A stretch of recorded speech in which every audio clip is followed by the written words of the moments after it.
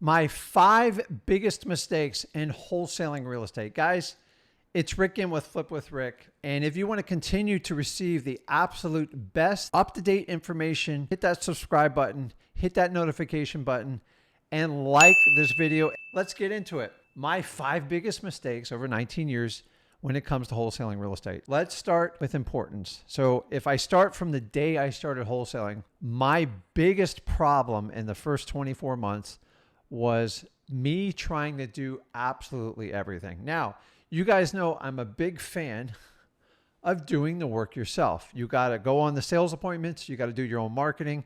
You got to talk to a ton of sellers. And I still believe in that mission today. The problem is, say after 18 or 24 months, or maybe you get done quicker in 12 months. Most times I recommend 12 months doing it yourself, is you got to find people you can bring in your organization to help you duplicate what you do. Successful business people don't do everything themselves, but we get this entrepreneur bug, especially wholesaling. We feel like we're in control because we're doing everything. But the problem is, after a certain amount of time, this creates a huge problem and a bottleneck in your business. Like, I'm really good at sales. I'm really good at talking to people. I enjoy connecting and networking. The problem is on like the back end, I hate accounting. I like to look at the numbers. I just hate to input them and do all the data. The financials and a lot of the prepping, it's tedious, it's details, but it's absolutely necessary. It took me years to outsource that. I immediately found out the things I wasn't good at, and I would go out and find other people to help me do it. I'm not talking about bringing in 8 employees, but if your expertise is marketing and sales like mine, bring in other people and find an acceptable level to pay them to do the things that you don't want to do. The theory of trying to learn to do the things you don't want to do, you don't want to do it that way. So find out what you love to do, take it over the business, and then bring people in. Hopefully you can pay them off the bottom line to keep everybody's intentions true and have them help you do it. I waited too long. After year 2, I should have been bringing in multiple people one at a time. I didn't. And for that, it probably cost me a ton of money in the beginning. Guys, in the beginning, I want you to go on the journey, but if you're successful and you've set a dollar income figure, at what number are you going to bring in people to help you? And if you don't know that number ahead of time, that's where you'll never reach the number. And that's what I did. So after 2 years, I actually went around 6 or 7 years doing everything myself. Now, it's easy to find people to help you work within your business. I'm not here to tell you how to hire employees.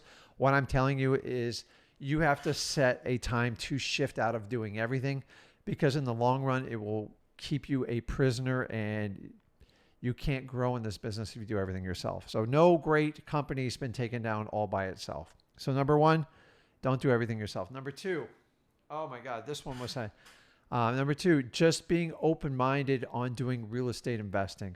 We're all starting out wholesaling. It's what we do. To me, I love it. You minimize your risk, you maximize your return, you can generate a ton of cash, and that's great. As you go along, if you can figure out how to pick up rentals, do some minor fix and flips. By the way, I don't like fix and flips because a lot of them are speculation.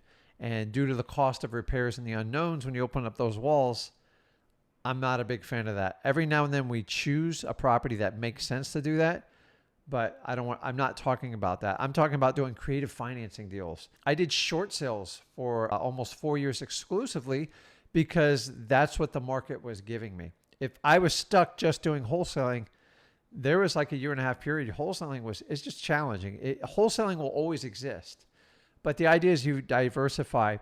While I was doing those short sale flips, I should have been much more open-minded to doing creative financing. And I did a few, and by the time I figured out how lucrative it was, a lot of the opportunities already bypassed me. Whenever we get a deal from a motivated seller, I'm open. I always want to wholesale first, and then I work my way backwards. I look at, okay, is this a property we want to keep in the company for cash flow?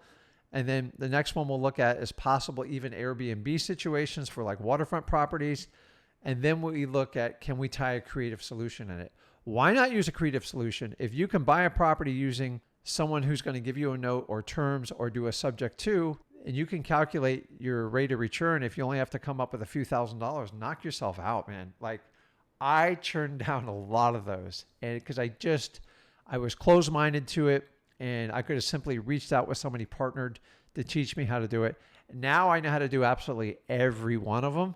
And so it's exciting. So I tell everybody I work with, my staff, is when we're looking for deals, we are not just wholesalers. I started out just a wholesaler, and I want you to understand under tip number 2 is expand your mind past wholesaling. Wholesaling gets you started. Wholesaling is an easy way to generate a quick $100,000, but the idea is to grow and expand. There's a lot of opportunities that sometimes takes more than just a month or two to realize the profit. And I've had the luxury of doing those deals.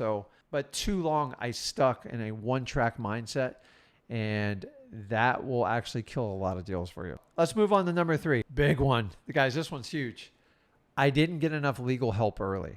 And actually, if I pulled 100 investors, I'd probably say 99% would say the same thing. You know when I called a lawyer? When I got in trouble. And I found out, now I did it in the beginning with contracts, especially probate, but there was things I could have done better with the lawyer to protect myself. And I was like, why pay for a lawyer? I know how to do the paperwork. It's all fine and dandy till you get sued and you have to stand in front of a judge. They pick your paperwork apart. I promise you, if you do all your paperwork yourself, it will eventually blow up on you. Try to find a good real estate attorney to help you with contracts, to help you advise on sticky situations. Those of you that are recording affidavits and memorandums, you have to understand the legal process.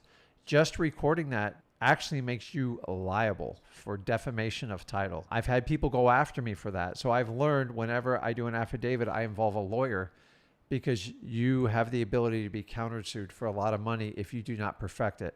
If you had a $500 deposit on a deal and they backed out on you, and you never left that $500 in escrow or with the seller, you actually don't have a right to record that affidavit. Like, you can be picked apart on the affidavit. An affidavit's recorded to protect your interests so nobody else takes title to the property.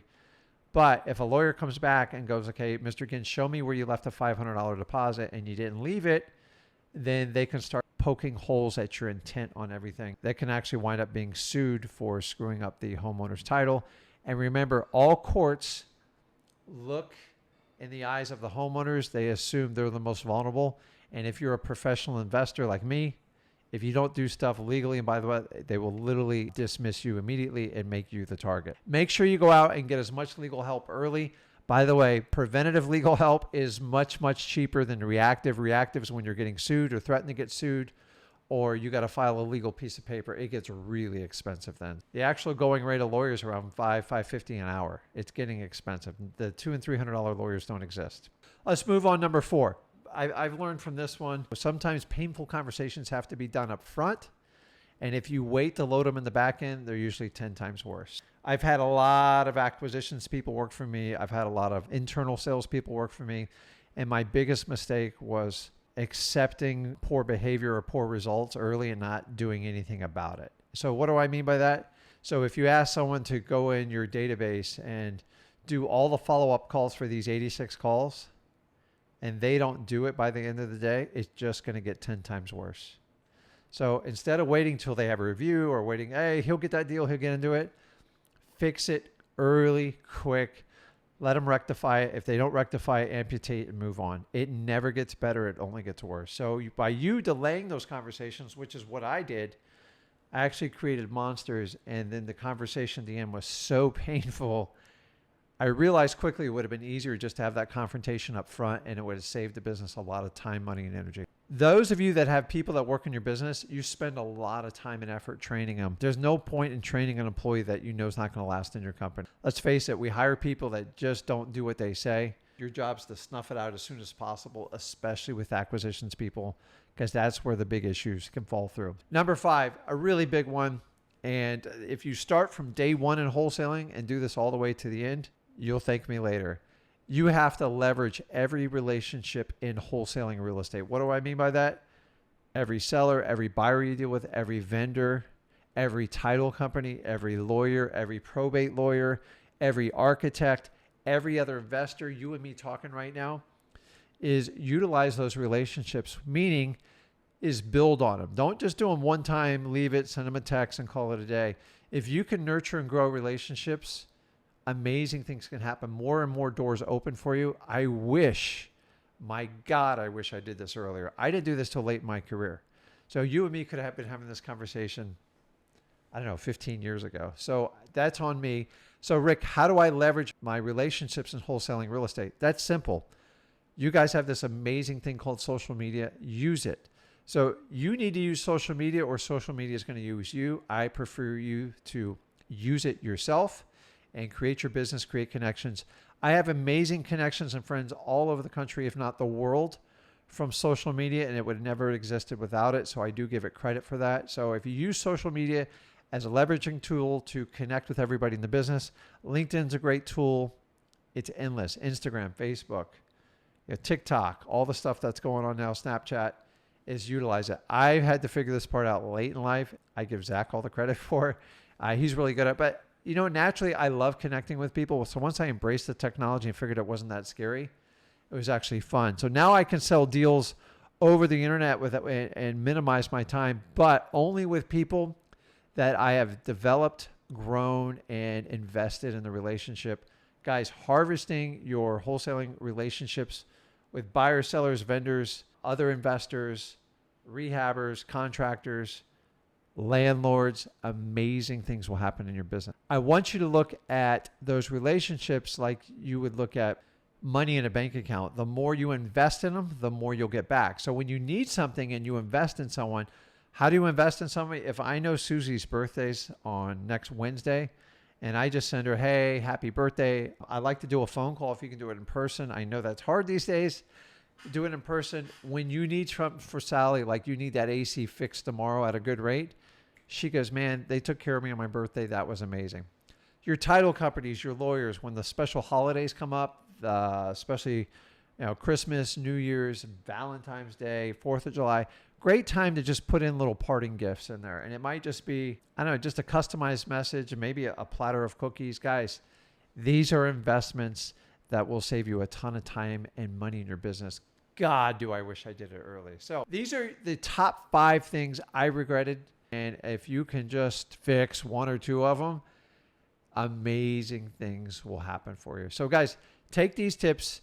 Tell me what you think. Are there anything you can do here to help you not make the same mistakes I did, especially when I started out wholesaling real estate? And share a tip or trick with you, what you've done to help grow and prosper all your wholesale real estate investing relationships. So guys, if you want to continue to receive the absolute best up-to-date information on wholesaling today from investors that have done this business, and I don't sell you one thing. You know it ain't coming. You know how I feel about this. Do me a favor. Hit that subscribe button. Share this video with someone you think that'll benefit from it. Hit that like button. Guys, my 5 biggest regrets in wholesaling real estate. Learn from them. And if I can just save you from one, you're on to a much better start. This is Rick Ginn with Flip with Rick, and I'll see you in the next video. Thanks, guys.